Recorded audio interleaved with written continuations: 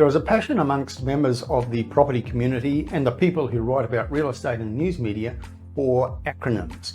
One of the popular stories at the moment is the battle between NIMBYs and YIMBYs, with the not in my backyard people trying to stop density in their leafy suburbs, while the yes in my backyard proponents are seeking infill development as a solution to the housing crisis. Another much loved acronym is FOMO, real estate consumers diving into boom markets inspired by the fear of missing out, or FOMO. But now we have a new one known as COMO, compromise or miss out.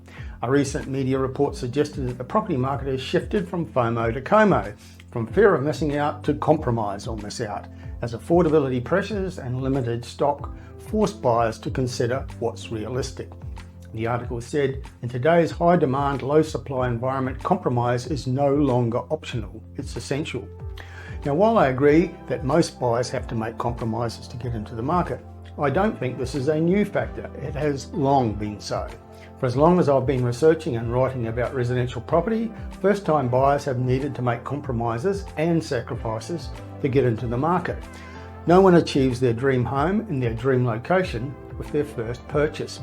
That was the case when I bought my first home in the early 1980s. It did not fit my image of my forever home, and it was not in a location where I hoped to stay for the long term. It was a way to get my foot on the property ladder.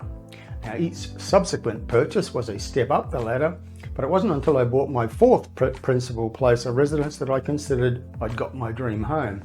But as it turns out, it wasn't my forever home. 3 homes later, I'm now living in the place I will probably never leave. Now, that journey of 40 years was full of compromises and sacrifices, and today we're seeing that happening more and more. Now, the article I mentioned earlier claimed that what they called the COMO era represented a shift in mindset. But that shift happened a long time ago. The trend we call the exodus to affordable lifestyle has been happening for at least the past 10 years, with people choosing to exit the big expensive cities like Sydney and Melbourne in search of a more relaxed lifestyle with cheaper dwelling options. Rent investing, where people rent their homes and buy investment properties elsewhere, is not a new phenomenon. It's been with us for at least the past decade. And another trend I call the rise and rise of apartments, with more and more home buyers and investors opting for attached dwellings, is relatively new, but at Hotspotting we've been speaking and writing about it for the past 2 years.